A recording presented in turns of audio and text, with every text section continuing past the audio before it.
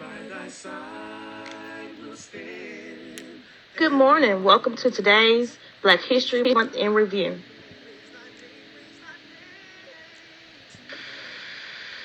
In recent months, the nation has finally turned its attention to a system that has a critical impact on society: historical Black colleges and universities. People say that Black women delivered the 2020 election for Democrats. Kamala Harris is now the nation's first Black vice president and the first graduate of an HBCU to serve in that role. HBCU graduates in particular, Black women graduates, are emerging as the answer. Stacey Abrams in Georgia, Keisha Lance, the mayor of Atlanta, and New York's Attorney General Letitia James, to name a few. Today we will listen to an unknown fact about HBCUs as well as hear about the significance of HBCUs. Here is pictured the first of the historically Black colleges and universities, Cheney University in Pennsylvania, which was established in 1837.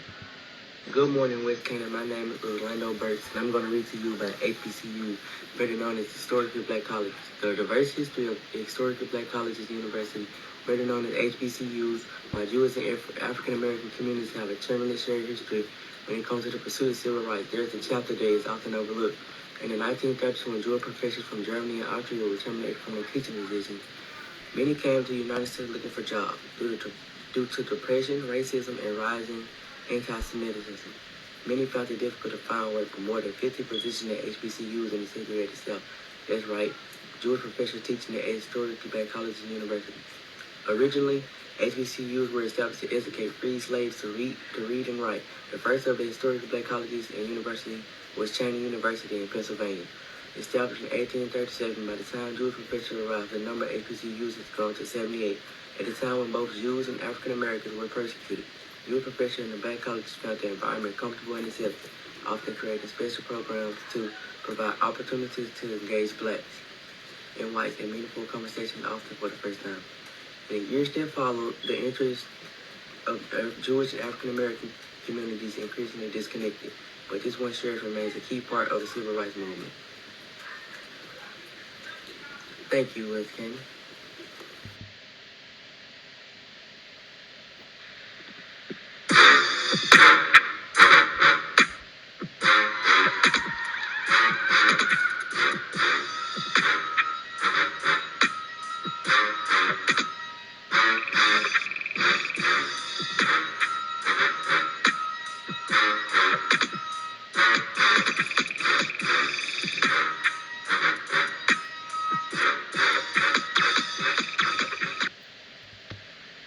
There are 107 HBCUs with more than 228,000 students enrolled.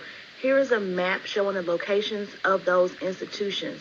56 institutions are under private control and 51 are public colleges and universities.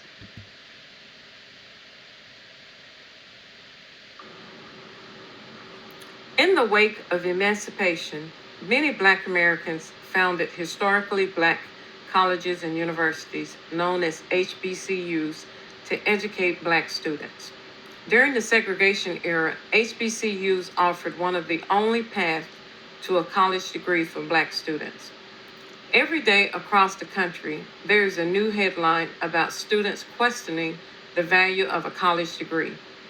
Wages have stagnated, college tuition has steadily climbed, and more students are saddled with crushing college debt than ever before. So it's no wonder the question is asked, given the cost and the investment, is a college degree worth it anymore? Another question that's often asked is, do we still need Black colleges? Well, the Chief Executive Officer of the United Negro College Fund, known as UNCF, the nation's largest minority scholarship institution, says the answer is a resounding yes.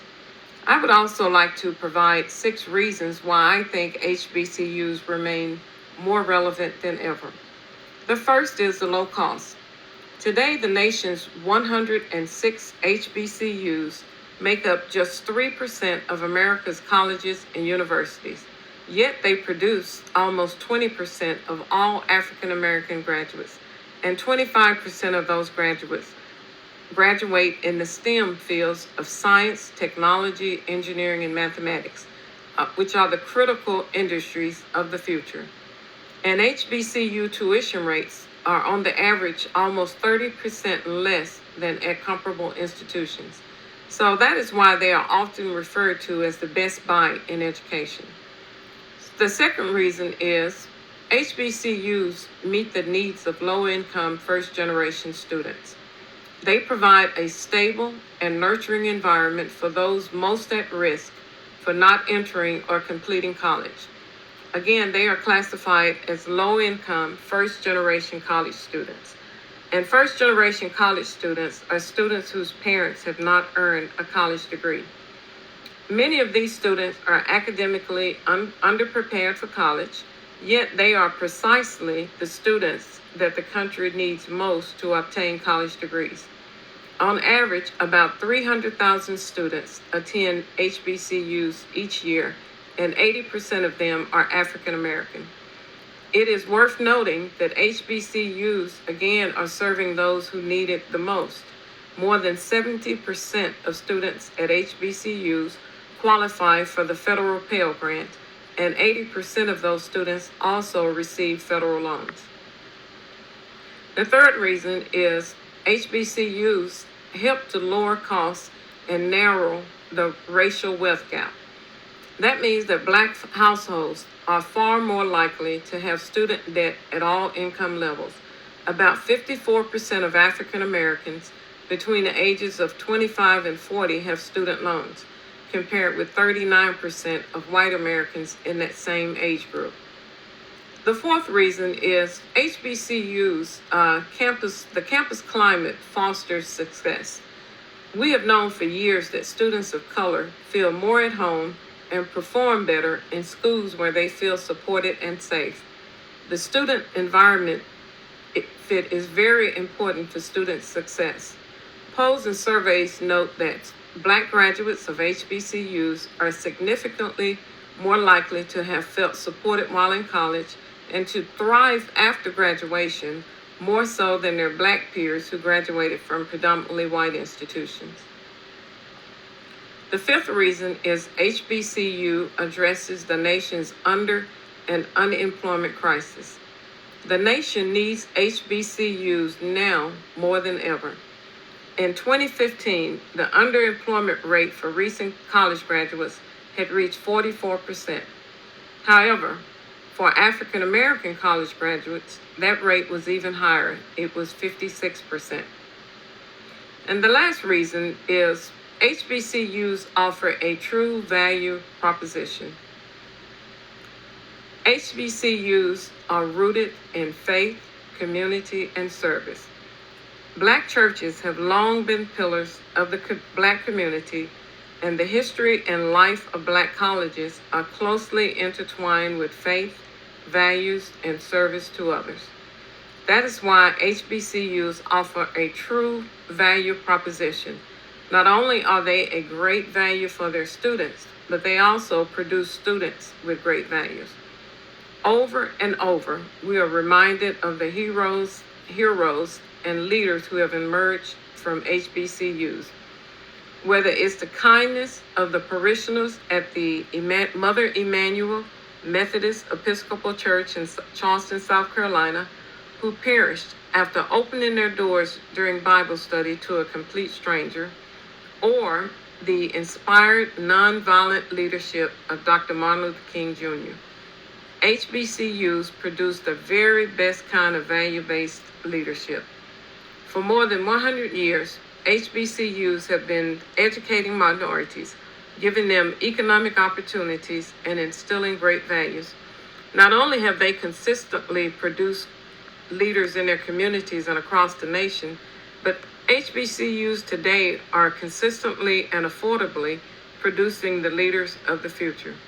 So while the debate about college worthiness rages on, I hope the question on the significance of HBCUs has been answered. Thank you. We all know HBCUs have some of the best bands, the smartest minds, and legendary homecomings. But here are 3 more things you should know about HBCUs. The first, Taraji P. Henson, Toni Morrison, Spike Lee, Wanda Sykes, and Jerry Rice are just some of the few famous alumni of HBCUs. Number 2, HBCUs graduate half of the African American kindergarten through 12th grade teachers in the U.S. And number 3, 60% of the African Americans who get PhDs in the areas of science, technology, engineering, and math attended an HBCU undergraduate school. The first thing our ancestors did when they were emancipated was erected institutions of higher learning. These campuses housed and nurtured their most important legacy, the committed pursuit of knowledge and freedom, first demanded and then made real for our children. HBCUs remind us that black ingenuity is more resilient than white supremacy. It has become quite commonplace to discount young people as apathetic and HBCUs as relics of a different era. But current events remind us all that the legacy of HBCUs is to teach our nation what it means to expand the meaning of the values preserved in the Constitution. They are the inhibitors of the work of Ida B. Wells, Jonetta B. Cole, Ella Baker, and Diane Nash. They are living proof that HBCU students' dream of freedom did not die when the civil rights movement faded. HBCU kept educating the sons and daughters of former slaves and encouraging their patriotic rights to challenge institutions that did not include them. We hope that you were enlightened with our presentation of HBCUs. Please join us next week in our final presentation of Black History in Review.